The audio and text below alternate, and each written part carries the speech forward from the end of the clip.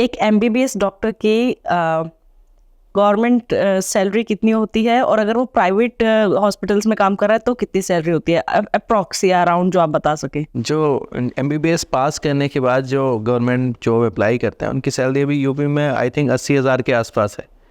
और जब आप प्राइवेट में अगर आप जॉब करते हैं तब सैलरी ऑलमोस्ट 60 to 80,000 के आसपास होती है। बट अगर आप अपनी प्राइवेट प्रैक्टिस करते हैं तो उसमें सैलरी ज़ीरो भी हो सकती है और आपकी 10 लाख भी हो सकती है। डिपेंड कि आप जिन पेशेंट को ट्रीट करते हैं उनके रिज़ल्ट कैसे आते हैं। अगर उनके रिज़ल्ट अच्छे आएंगे तो और सारे पेशेंट को भेजेंगे, और जितने ज़्यादा पेशेंट आपके पास आएंगे इतनी ज़्यादा आपकी इनकम बढ़ती चली जाएगी।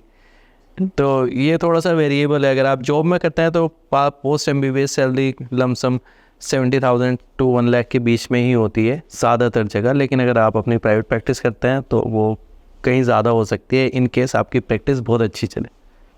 कितनी मैक्सिमम? जितने ज़्यादा पेशेंट आप देखेंगे इतनी ज़्यादा सैलरी आपकी बढ़ती जाएगी। और सर्जन की कितनी होती है? अब मैं अपनी सैलरी के कंपैरिजन में आपको बता देता हूँ। जब मैं पीजी कर रहा था, जब मैं एमबीबीएस के दौरान किसी को कोई पैसा नहीं मिलता करने के बाद। अगर आप एमबीबीएस करने के बाद जॉब करते हैं तो मैंने जब जॉब की थी मेरे को 50,000 रुपीज़ मिलते थे पर मंथ। 3 महीने मैंने जॉब की थी। उसके बाद मेरा पीजी में सिलेक्शन हो गया तो पीजी करते टाइम हमको 60 to 65,000 रुपीज़ पर मंथ मिलते थे। जब हम एमसीएच में थे तब 80 to 90,000 पर मंथ मिलते थे। फिर जब मैंने मेदांता ज्वाइन किया तो salary lump sum 2 lakh per month थी। तो ये सैलरी धीरे धीरे बढ़ती जाती है। इनिशियली जब आप एमसीएच करके निकलते हैं तब सैलरी 2 to 3 लाख के बीच में होती है इन बिग सिटीज़। लेकिन अगर आप पेरीफेरी में जाते हैं जहाँ पे डॉक्टर्स कम हैं तो वहाँ पे salary generally 4 to 5 lakh per month होती है फॉर ए स्टार्टिंग न्यूरोसर्जन।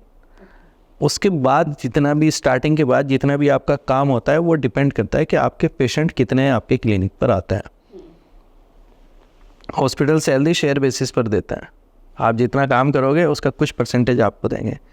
तो अगर आप बिज़नेस दे रहे हो हॉस्पिटल को 1 करोड़ का तो वो आपको 25-30 लाख भी दे सकते हैं सैलरी। और अगर आपका बिज़नेस हो रहा है 10 लाख का तो आपकी 2.5-3 लाख भी हो सकती है सैलरी। तो इट डिपेंड्स कि आपके पेशेंट से रेपो कैसी है, आपकी ओपीडी में कितने पेशेंट आते हैं और कितने पेशेंट आपसे सर्जरी कराते हैं।